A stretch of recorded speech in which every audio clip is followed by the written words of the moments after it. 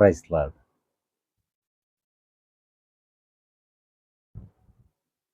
ದೇವರ ಮಕ್ಕಳಾದ ಪ್ರಿಯರೇ, ನಿಮ್ಮೆಲ್ಲರಿಗೂ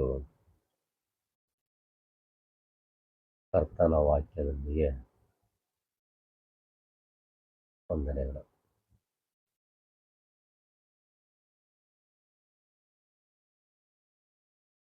ಪೌಲನಂತೆ ಪ್ರಾರ್ಥಿಸಬೇಕು.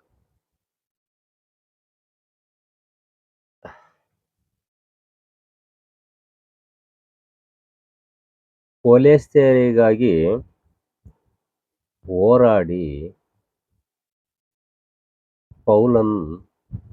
ಪೌಲನು ಪ್ರಾರ್ಥಿಸಿದನು ಎಂದು ಕೊಲೋ 2ನೇ ಅಧ್ಯಾಯ 1 ಮತ್ತು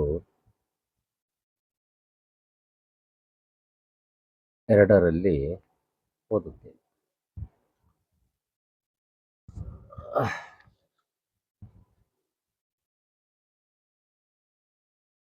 ಯಡಪ್ಪನ ಪ್ರಾರ್ಥನೆ ಮಾಡುವಾಗೆಲ್ಲ ನಿಮಗೋಸ್ಕರ ಹೋರಾಡಿ ವಿಜ್ಞಾಪಿಸುತ್ತಾನೆ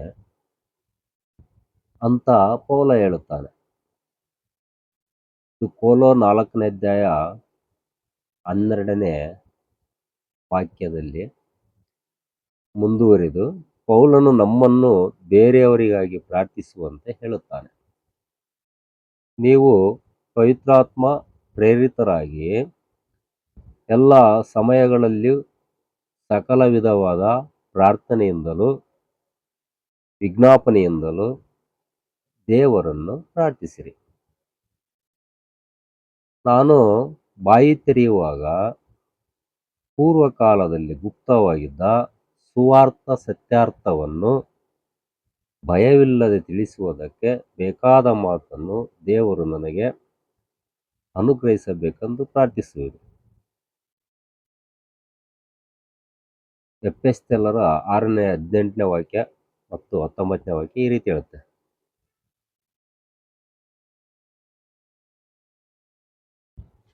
ಸತ್ಯಯುಗದಲ್ಲಿ ಒಂದು ಕ್ಷಮಾರ್ಪಣೆ ಅನ್ನೋದಕ್ಕೆ ಒಂದು ತುಂಬಾ ಮಾನ್ಯತೆ ಇತ್ತು. ಇಂಗ್ಲೆಂಡ್ ದೇಶದ ಸೈನ್ಯದಲ್ಲಿದ್ದ ಒಬ್ಬ ಸಿಪಾಯಿ ಸೇನೆಯಿಂದ ತಪ್ಪಿಸಿಕೊಂಡು ಓಡಿ ಹೋದ. ಆ ದೇಶದ ರಾಜನಾಗಿದ್ದ ವಿಲ್ಲಿಂಗ್ಟನ್ಗೆ ಬಹಳ ಕೋಪ ಬಂದಿತು.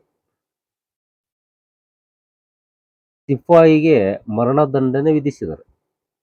ಆ ಸೇನೆಯಿಂದ ತಪ್ಪಿಸಿಕೊಂಡು ಹೋಗಿರ್ತಕ್ಕಂಥ ಸಿಪಾಯಿಗೆ ಆ ದೇಶದ ರಾಜ ವಿಲ್ಲಿಂಗ್ಟನ್ ಆ ಸಿಪಾಯಿಗೆ ಮರಣದಂಡನೆ ವಿಧಿಸಿದರು. ಅನಂತರ ಅವನನ್ನು ನೋಡಿ, ನಾನು ನಿನಗೆ ಎಷ್ಟೋ ಸಾರಿ ದಯೆ ತೋರಿಸಿದ್ದೇನೆ, ನಿನ್ನ ಕುಟುಂಬವನ್ನು ಕಾಪಾಡಿದ್ದೇನೆ, ನೀನಾದರೂ ನಂಬಿಕೆ ದ್ರೋಹ ಮಾಡಿದ್ದಿ, ನೀನು ರಾಜದ್ರೋಹಿ, ನೀನು ದೇಶದ್ರೋಹಿ ಎಂದು ಕೋಪದಿಂದ ಖಂಡಿಸಿದರು. ಸಿಪಾಯಿಯು ತನ್ನ ತಪ್ಪನ್ನು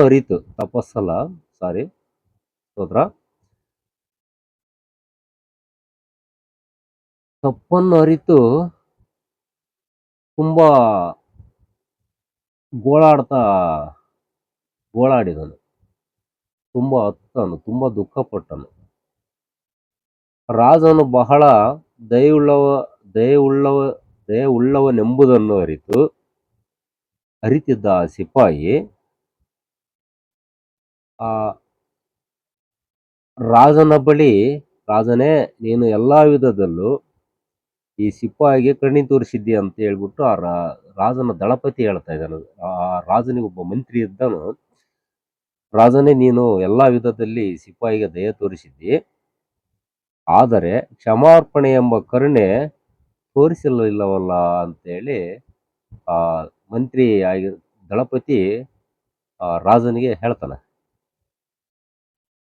ಎಲ್ಲಾ ದಯ ಕಾರುಣ್ಯಗಳಿಗೂ ಮಿಗಿಲಾದದ್ದು, ಬೆಲೆ ಕಟ್ಟಲಾಗದ್ದು ಕ್ಷಮಾಪಣೆ ಅಲ್ಲವೇ? ಎಂದನು. ಹೀಗೆ ರಾಜನು ಸಿಪಾಯಿಯನ್ನು ಆ ಒಂದು ಕ್ಷಮಾರ್ಪಣೆ ಎಂಬ ಒಂದು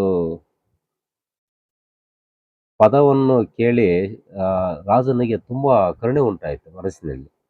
ಅವಾಗ ಆ ರಾಜ ಸಿಪಾಯಿಯನ್ನು ಕ್ಷಮಿಸಿದ. ಅಂದ್ರೆ ಮರಣದಂಡನೆಗೆ ತಪ್ಪಿಸಿಕೊಂಡ. ಮರಣದಂಡನೆ ಬೇಡ ಅಂತ ಹೇಳ್ಬಿಟ್ಟು ಆ ರಾಜ ಸಿಪಾಯಿಗೆ ಕರುಣೆ ತೋರಿಸಿದ ಮೇಲೆ ತಪ್ಪಿಸಿಕೊಂಡು ಸಿಪಾಯಿಯ ಮುಂಚಿನಂತೆ ಮುಂದಿನಂತೆ ದ್ರೋಹ ಮಾಡದೆ 1000 ಪಾಲು ಹೆಚ್ಚಾಗಿ ದೇಶವನ್ನು, ರಾಜನನ್ನು ಪ್ರೀತಿಸಿ ಉತ್ತಮವಾದ ಸೇವೆ ಸಲ್ಲಿಸಿದನು. ದೇವ ಮಕ್ಕಳೇ, ಆಮೀನ್. ದೇವಾದಿದೇವನಾದ ಕರ್ತನು ನಮ್ಮನ್ನು ಕ್ಷಮಿಸಿದ್ದಾನಲ್ಲವೇ? ನಾವೇನೇ ತಪ್ಪು ಮಾಡಿದ್ರು ಇದುವರೆಗೂ ಈ ಕ್ಷಮಾರ್ಪಣೆ ಎಂಬ ಒಂದು ಪದದ ಪ್ರಕಾರ ದೇವಾದಿದೇವನಾದ ಕರ್ತನು ನಮ್ಮನ್ನು ಕ್ಷಮಿಸಿದ್ದಾನೆ. ತಂದೆ ದೇವರ ಕೋಪಕ್ಕೆ ನಮ್ಮನ್ನು ತಪ್ಪಿಸಿರುವನಲ್ಲ, ಬೆಂಕಿಯ ಕೆರೆಗೆ ನಮ್ಮನ್ನು ತಪ್ಪಿಸಿದ್ದಾನೆ. ಯಾವನ ದ್ರೋಹವು ಪರಿಹಾರವಾಗಿದೆಯೋ, ಯಾವನ ಪಾಪವು ಕ್ಷಮಿಸಲ್ಪಟ್ಟಿದೆಯೋ ಅವನೇ ಧನ್ಯನು. ಯಾವನ ಲೆಕ್ಕಕ್ಕೆ ಅಪರಾಧವನ್ನು ಎಣಿಸುವುದಿಲ್ಲವೋ ಅವನು ಧನ್ಯನೆಂಬ ಕೀರ್ತನೆ 32:1 ಮತ್ತು 2ನೇ ವಾಕ್ಯದಲ್ಲಿ ಬರುತ್ತೆ. ದೇವರ ಮಕ್ಕಳಾಗಿರ್ತಕ್ಕಂಥ ನಿಮ್ಮೆಲ್ಲರನ್ನು ಕ್ಷಮಿಸುತ್ತಿರುವುದು ನಮ್ಮ ಕರ್ತ. ನಿಮಗೆ ಯಾವುದೇ ರೀತಿ ತೊಂದರೆ ಇಲ್ಲದೆ ರಕ್ಷಕನಾಗಿ ತನ್ನ ಶಿಲುಬೆಯ ನೆರಳಲ್ಲಿ, ತನ್ನ ರೆಕ್ಕೆಗಳಲ್ಲಿ ಮುಚ್ಚಿ ನಮ್ಮನ್ನು ಎಲ್ಲ ಸಮಸ್ಯೆಗಳಿಂದ ದೂರ ಮಾಡುತ್ತಾ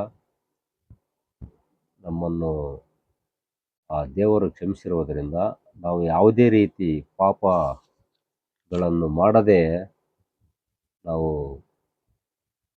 ಜವಾಬ್ದಾರಿಯಿಂದ, ಸತ್ಯದಿಂದ ನಮ್ಮ ಒಂದು ಜೀವನವನ್ನು ಸಾಗಿಸುತ್ತಿದ್ದರೆ ನಮ್ಮನ್ನು ಯಾರು ಏನು ಮಾಡುವುದಿಲ್ಲ. ನಮ್ಮಲ್ಲಿ ಒಳ್ಳೆ ಬೀಜವನ್ನು ನಾವು ಹಾಕಿದರೆ ಒಳ್ಳೆ ಫಲ ಬರುತ್ತೆ. ಈ ಭತ್ತದಲ್ಲಿ ಭತ್ತ ನಾವು ಬೆಳೆಯೋದಕ್ಕಿಂತ ಮುಂಚಿತವಾಗಿ ಬೀಜದ ಒಂದು ಪರೀಕ್ಷೆ ಇರುತ್ತೆ. ಆ ಬೀಜದ ಪರೀಕ್ಷೆ ಹೇಗಪ್ಪ ಅಂದ್ರೆ, ಆ ಭತ್ತದಲ್ಲಿರ್ತಕ್ಕಂಥ ಒಂದು ಇಡೀ ಭತ್ತವನ್ನು ಒಂದು ದಿನ ನೀರಿನಲ್ಲಿ ನೆನೆ ಹಾಕಿ 24 ಅವರ್ 24 ಗಂಟೆ ಆದಮೇಲೆ ಆ ಒಂದು ಇಡೀ ನೆನೆಸಿದ ಭತ್ತವನ್ನೆಲ್ಲ ನಾವು ನೋಡಿದಾಗ ಅದರ ಜಳ್ಳು ಇರ್ತಕ್ಕಂಥವೆಲ್ಲ ಮೇಲ್ಗಡೆ ಬರ್ತವೆ. ಭತ್ತದ ಬೀಜಗಳು, ಜಳ್ಳಿನ ಬೀಜಗಳು ಮೇಲ್ಗಡೆ ಬಂದಾಗ ಆ ಒಂದು ಇಡೀ ಭತ್ತದಲ್ಲಿ ಜಳ್ಳುಗಳ ಸಂಖ್ಯೆ ಆ ಭತ್ತಕ್ಕೆ ಒಂದು 10% ಹೆಚ್ಚಿಗೆ ಇದ್ದರೆ, 10% ಇದ್ದರೆ, 100ರಲ್ಲಿ 10% ಇದ್ದರೆ ಆ ಭತ್ತವನ್ನು ನಾವು ಬಿತ್ತನೆ ಮಾಡಬಹುದು, ಬೀಜ ಹಾಕ್ಬೋದು. ಬೆಳಿಗ್ಗೆ ಆ ಸಸಿ ಮಡಿ ರೆಡಿ ಮಾಡಿ ನಾವು ಬೀಜ ಚೆಲ್ತೀವಿ ಭತ್ತ ನಾಟಿ ಮಾಡೋದಕ್ಕಿಂತ ಮುಂಚೆ.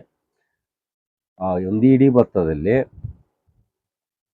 ಕೇವಲ 10 ಭತ್ತಗಳ ಕೆಳಗಿದ್ದು ಉಳಿದವೆಲ್ಲ ಭಾಳ ಭತ್ತಗಳು ಜಳ್ಳಾಗಿ ಮೇಲುಗಡೆ ಇದ್ದರೆ ಆ ಭತ್ತವನ್ನು ನಾವು ಬಿತ್ತನೆ ಮಾಡಬಾರದು. ಯಾಕಂದರೆ ಅದರಲ್ಲಿ ಜಳ್ಳಿನ ಸಂಖ್ಯೆ ಹೆಚ್ಚಿಗೆ ಇದೆ.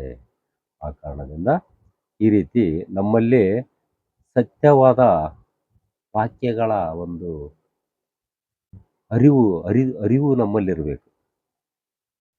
ಮಾರ್ಕನು ಹೇಳುತ್ತಾನೆ, ಒಂದು ಬೀಜದಂತೆ ನಿಧಾನ. ಮಾರ್ಕ 4ನೇ ಅಧ್ಯಾಯ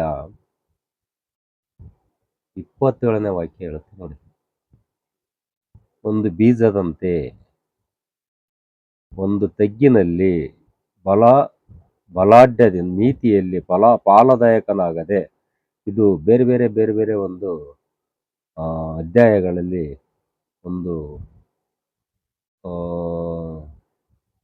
ಬೀಜದಂತೆ, ಒಂದರಲ್ಲಿ ಹೂವಿನಂತೆ, ಖರ್ಜೂರದ ಮರದಂತೆ, ವೃಕ್ಷದಂತೆ, ದ್ರಾಕ್ಷಿ ಬಳ್ಳಿಯಂತೆ, ನಂಬಿಕೆಯಿಂದ ನಂಬಿಕೆಗೆ, ಬಲದಿಂದ ಬಲಕ್ಕೆ, ಮಹಿಮೆಯಿಂದ ಮಹಿಮೆಗೆ ಈ ರೀತಿ ನಮ್ಮ ಬೈಬಲಿನಲ್ಲಿ ನಮಗೆ ಬೇಕಾದ ಎಲ್ಲ ಸವಲತ್ತುಗಳು ನಮಗೆ ಅದರಲ್ಲಿ ಆ ವಾಕ್ಯದಲ್ಲಿ ನಮಗೆ ಸಿಗುತ್ತವೆ. ಹೇಗೆ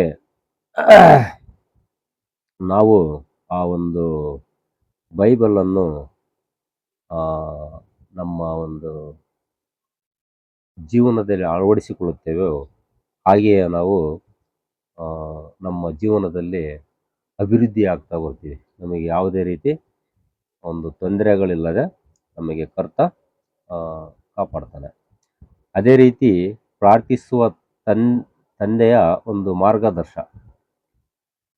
ಪ್ರಾರ್ಥಿಸುವ ತಂದೆಯು ಒಂದು ಮಾರ್ಗದರ್ಶಿಯಾಗಿರ್ತಾರೆ ನಮಗೆ. ಯಾಕಪ್ಪ ಅಂದರೆ ಈಗ ನ್ಯೂಯಾರ್ಕ್ ನಗರದಲ್ಲಿ ದೊಡ್ಡ ಪಾಲುದಾರ ಆಗಿದ್ದ ಡಾಕ್ಟ್ರು ಚಾರ್ಲ್ಸ್ ರವರು ನ್ಯೂಯಾರ್ಕ್ನಲ್ಲಿ ಅವರು ಬಹಳ ಗೌರವವನ್ನು ಹೊಂದಿದ್ದ ಒಬ್ಬ ಘನ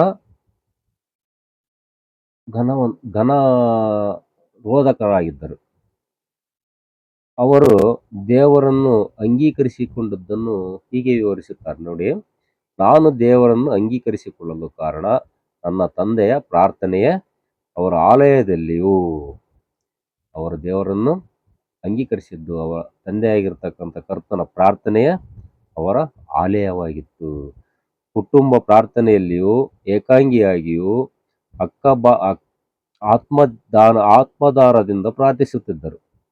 ತಮ್ಮ ಆತ್ಮಾಭಿಮಾನವಾಗಿ ಆತ್ಮದಾರದಿಂದ ತಮ್ಮ ಆತ್ಮದ ಮೂಲಕ ಯಾವುದೇ ರೀತಿ ಆ ಸಂಸಾರದ ಚಿಂತೆಗಳನ್ನು ಬಿಟ್ಟು ಅವರು ಪ್ರಾರ್ಥಿಸುತ್ತಿದ್ದರು. ತನ್ನಂತೆಯೇ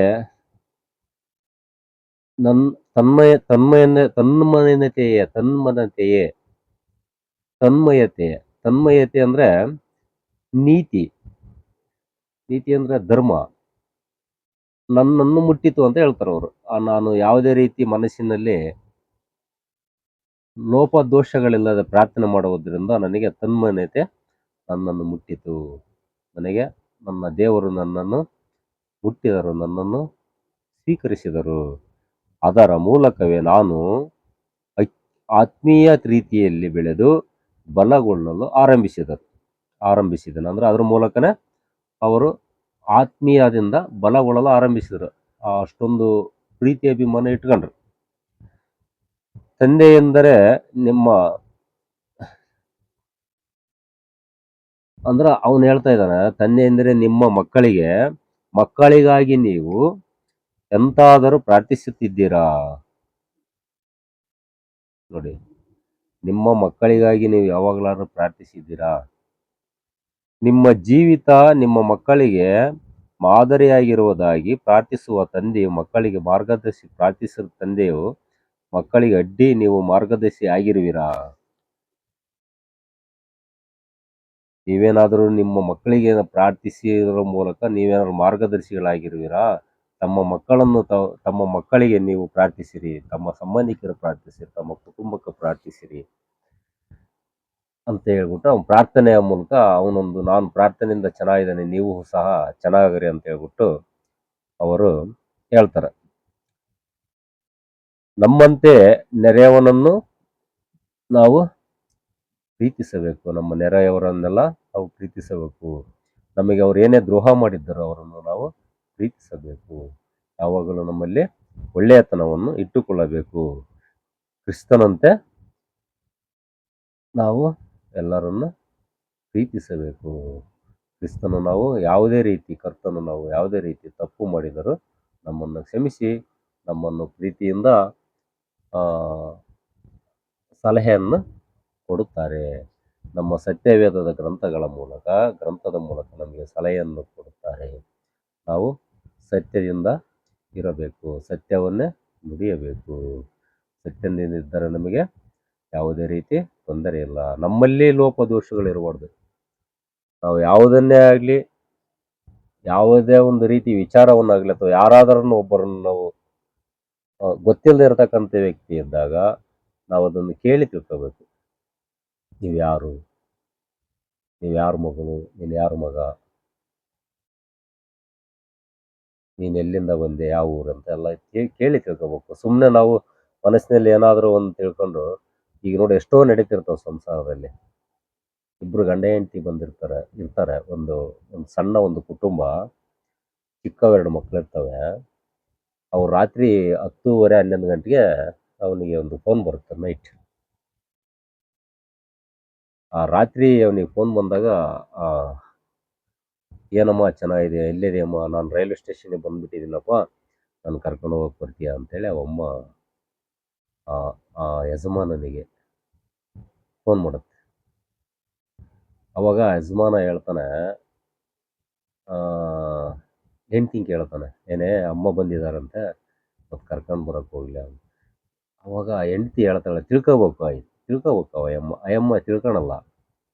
ಎಷ್ಟು ಸಲ ರೀ ಬರ್ತಾ ಇರೋದು, ವಾರದ 2 ಸಲ 3 ಸಲ ಬರ್ತಾನೆ ಇದ್ರೆ ಹೆಂಗ್ರಿ, ಹೋಗಕ್ಕೆ ಹೇಳ್ರಿ ಫಸ್ಟು, ಇನ್ನೂ ಒಂದು ವಾರ ಬಿಟ್ಟು ಬರೋಕ್ಕೆ ಹೇಳ್ರಿ ಅಂತ ಹೇಳಿದಾಗ, ಸರಿ ಅಮ್ಮ ಇನ್ನೊಂದು ವಾರ ಬಿಟ್ಟು ಬರ್ಬೇಕಂತ ನೀನು ಅಂತ ಹೇಳ್ಬಿಟ್ಟು ಅವನು ಆ ಫೋನಿನಲ್ಲಿ ಮಾತಾಡ್ತಾನೆ. ಅವಾಗ ಆಯ್ತಪ್ಪ ನಾನು ಹೋಗ್ತೀನಿ ಅಂತ ಹೇಳ್ಬಿಟ್ಟು ಕೊನೆ ಟ್ರೈನ್ ಇರುತ್ತೆ, ಅದು ಮತ್ತು ಆ ಟ್ರೈನ್ಗೆ ಹೋಗ್ಬಿಡ್ತಾವಮ್ಮ. ಅವಾಗ ಮತ್ತೆ ಫೋನ್ ಬರುತ್ತೆ ಅವನಿಗೆ. ಅವಾಗ ಏನಪ್ಪ ಚೆನ್ನಾಗಿದೆಯಾ, ಮಕ್ಕಳು ಚೆನ್ನಾಗಿದ್ದಾರಾ ಅಂತ ಕೇಳುತ್ತೆ. ನಿಮ್ಮ ಕೊಡು, ಅವಳ ಹತ್ರ ನಾನು ಮಾತಾಡ್ತೀನಿ, ಸೊಸೆ ಹತ್ರ ಅಂತ ಹೇಳ್ಬಿಟ್ಟು ನಾನು ಅವಳ ಹತ್ರ ಮಾತಾಡ್ತೀನಿ ಅಂದಾಗ, ಇವನು ಪಕ್ಕದಲ್ಲಿರೋದು ಹೆಂಡ್ತಿನೇ ತಾನೆ. ಅವಾಗ ಕೊಟ್ಟಾಗ ಕೊಡಕ್ಕೆ ಹೋಗ್ತಾನೆ. ಇಲ್ಲ ನನಗೆ ಸ್ವಲ್ಪ ತಲೆನೋವಿದೆ, ನಾನು ಮಲಗ್ತೀನಿ, ನಾನು ಬೆಳಿಗ್ಗೆ ಮಾತಾಡ್ತೀನಮ್ಮ ಅಂತೇಳಿ ಅವಳು ಹೇಳಿ ಫೋನ್ ಇಡ್ತಾಳೆ. ಅವಾಗ ಯಾರ್ರೀ ಮತ್ತೆ ಹಿಂಗೆ ಈಗ ಏನು ರೈಲ್ವೆ ಸ್ಟೇಷನ್ ಮುಂದೆ ವಾಪಸ್ ಹೋದ್ರಿ, ಮತ್ತು ಈಗ ಫೋನ್ ಮತ್ತೆ ಈಗ ಅಂದರೆ ಚೆನ್ನಾಗಿದ್ದೀರಾ ಅಂತ ಹಿಂಗೆ ಕೇಳ್ತಾ ಇದ್ದಾರೆ. ರೈಲ್ವೆ ಸ್ಟೇಷನಿಗೆ ಬಂದು ಇದು ನಿಮ್ಮಮ್ಮ, ಎಲ್ಲ ಚೆನ್ನಾಗಿದಾರಂತ ಕೇಳಿದ್ದು ನಮ್ಮಮ್ಮ ಅಂದಾಗ ಅವಳಿಗೆ ಹೋಗ ಫಸ್ಟ್ಗೆ ಹೇಳಕ್ಕೆ ಏನಾಗಿತ್ತು, ಫಸ್ಟ್ಗೆ ನೀನು ಕೇಳ್ಬೇಕಾಯ್ತು, ತಿಳ್ಕೊಬೇಕಾಯ್ತು, ಯಾರಮ್ಮ, ನಮ್ಮಮ್ಮನೋ ನಿಮ್ಮಮ್ಮನೋ, ಈ ರೀತಿ ತಿಳ್ಕೊಬೇಕು. ನಾವೇನು ಮಾಡ್ತೇವೆ ಅಂದರೆ ತಿಳ್ಕೊಳ್ಳದೆ ಏನಾದರೂ ಒಂದು ಮಾತಾಡ್ಬಿಡ್ತೀವಿ. ಮಾತು ಆಡಿದರೆ ಮುಗೀತು, ಅದು ಹೋಗ್ಬಿಡುತ್ತೆ ಹೊರಗಡೆ, ಎಲುಬಿಲ್ಲದ ನಾಲಿಗೆ, ಅದೇನು ಬೇಕಾದ್ರೂ ಮಾತಾಡುತ್ತೆ. ಆ ರೀತಿ ನಾವು ಅದನ್ನು ತಿಳ್ಕೊಂಡು ನಾವು ಮಾತಾಡಿದರೆ ಆ ದೇವರು ನಮ್ಮನ್ನು ಆಶೀರ್ವದಿಸುತ್ತಾನೆ, ಒಳ್ಳೆಯ ಮಾರ್ಗಕ್ಕೆ ನಮ್ಮನ್ನು ಕರೆದೊಯ್ಯುತ್ತಾ ನಡೆಸ್ತಾನೆ. ಮೀನ್ ಯಾವಾಗಲೂ ನಾವು ಪ್ರಾರ್ಥನೆಯಲ್ಲಿ, ಮನೆಯಲ್ಲಿ ಪ್ರಾರ್ಥನೆ ಇಲ್ಲದ ಮನೆಯು ಆಳೂರ ಹದ್ದಿನಂತೆ. ಪ್ರಾರ್ಥನೆ ಇಲ್ಲದ ಮನೆಯು ಆಳೂರ ಹದ್ದಿನಂತೆ. ಪ್ರಾರ್ಥನೆ ಇರುವ ಮನೆಯು ಮುದ್ದಿನಂತೆ. ಪ್ರಾರ್ಥನೆ ಮನೆಯಲ್ಲಿ ಬೆಳಿಗ್ಗೆ ಮತ್ತು ರಾತ್ರಿ ಪ್ರಾರ್ಥನೆ ನಡೀತಾ ಇರಬೇಕು. ಆ ಪ್ರಾರ್ಥನೆಯಿಂದ ನಮ್ಮ ಮನೆಯಲ್ಲಿ ಬರ್ತಕ್ಕಂಥ ಈ ಕೆಲವೊಂದು ದೋಷಗಳು ದೂರ ಆಗ್ತವೆ. ನಾವೊಂದು ಕೈ ಚಪ್ಪಾಳೆ ಜೋರಾಗಿ ಹಿಂಗೆ ತಟ್ಟಿದಾಗ, ಒಂದು ಮರದಡಿಯಲ್ಲಿ ನಿಂತ್ಕೊಂಡು ನಾವು ಕೈ ಚಪ್ಪಾಳೆ ಜೋರಾಗಿ ಹಿಂಗೆ ತಟ್ಟಿದಾಗ ಆ ಮರದಲ್ಲಿ ಇರ್ತಕ್ಕಂಥ ಪಕ್ಷಿಗಳೆಲ್ಲ ಹಾರಿ ಹೋಗ್ತಾವಲ್ಲ, ಆ ರೀತಿ ನಾವು ಮನೆಯಲ್ಲಿ ಪ್ರಾರ್ಥನೆ ಮಾಡಿದರೆ ನಮ್ಮ ಮನೆಯಲ್ಲಿರ್ತಕ್ಕಂಥ ಲೋಪದೋಷಗಳು, ಸೈತಾನನ ಕೆಲವೊಂದು ಗ್ರಹಗಳು, ಕೆಲವೊಂದು ಸೈತಾನನ ದೂತರು ಮನೆಯ ಬಿಟ್ಟು ಓಡಿ ಹೋಗ್ತಾರೆ. ಸೈತಾನನ ಕಾಡ್ಸಕ್ಕೆ ನಮಗೆ ಕಳಿಸಿರ್ತಾನೆ. ಹಲ್ಲೆಲೂಯಾ. ಅದಕ್ಕೆ ನಾವು ಯಾವಾಗಲೂ ಪ್ರಾರ್ಥನೆ ಮಾಡಬೇಕು, ಆತ್ಮದಿಂದ ಪ್ರಾರ್ಥನೆ ಮಾಡಬೇಕು. ನಾವು ಆತ್ಮೀಯತೆಯಿಂದ, ಪ್ರೀತಿಯಿಂದ ಪ್ರಾರ್ಥನೆ ಮಾಡಿದರೆ ನಮಗೆ ಯಾವ ದೋಷಗಳು ಇರುವುದಿಲ್ಲ, ಬರುವುದಿಲ್ಲ, ನಮ್ಮಿಂದ ದೂರ ಇರ್ತವೆ. ಹಲ್ಲೆಲೂಯಾ.